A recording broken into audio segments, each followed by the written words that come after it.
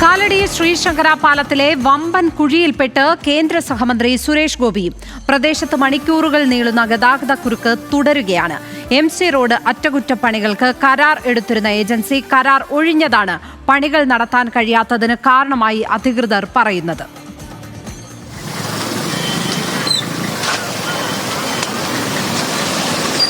കനത്ത മഴയിൽ കാലടി പാലത്തിന്റെ ഇരുവശങ്ങളിലും വലിയ കുഴികളാണ് രൂപപ്പെട്ടിരിക്കുന്നത്.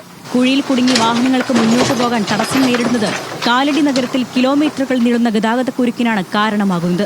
ഇതിനിടെ കേന്ദ്രമന്ത്രി സുരേഷ് ഗോപിയും പാലത്തിലെ ഗതാഗതക്കുരുക്കിൽ കുടുങ്ങി.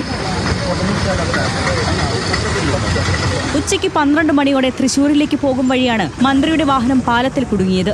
പൈലറ്റ് വാഹനത്തിലുള്ളവർ വാഹനം കടത്തിവിടാൻ ശ്രമിച്ചുവെങ്കിലും ഇതിന് കഴിയാതായതോടെ സുരേഷ് ഗോപി വാഹനത്തിൽ നിന്ന് പുറത്തിറങ്ങി പ്രശ്നം പരിഹരിക്കണമെന്നാവശ്യപ്പെട്ട് പൊതുമരാമത്ത് സെക്രട്ടറിയെ ഫോണിൽ വിളിച്ചു.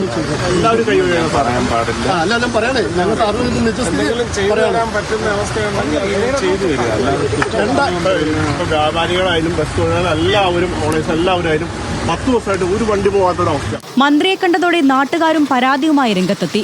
ആംബുലൻസുകൾ അടക്കമുള്ള വാഹനങ്ങൾ പാലത്തിൽ കുടുങ്ങിക്കിടക്കുന്നത് പതിവ് കാഴ്ചയായി മാറിയിരിക്കുകയാണ്.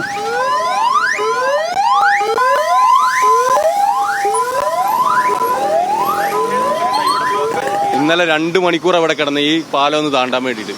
അവിടെ ആ അറ്റത്ത് 2-3 വലിയ കുഴികളുണ്ട്. അത് ചാടിക്കടക്കാനാണ് ഭയങ്കര പാട് വരുന്നത്. റോഡ് ഉണ്ടാക്കി എത്ര മണിക്കൂറായി ഇവിടെ കിടന്ന്? 1.5 മണിക്കൂർ.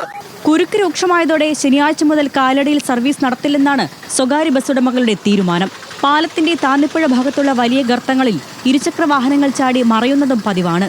മഴയത്ത് കുഴികളിൽ വെള്ളം കെട്ടിക്കിടക്കുന്നത് കാരണം കുഴികൾ തിരിച്ചറിയാൻ കഴിയാത്തതും അപകട സാധ്യത വർദ്ധിപ്പിക്കുന്നുണ്ട്. പലപ്പോഴും 4-5 കിലോമീറ്റർ വരെ നീളത്തിലാണ് ഗതാഗതക്കുരുക്ക് നീളുന്നത്.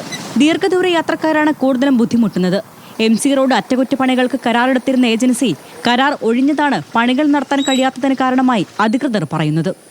ന്യൂസ് മലയാളം, കൊച്ചി.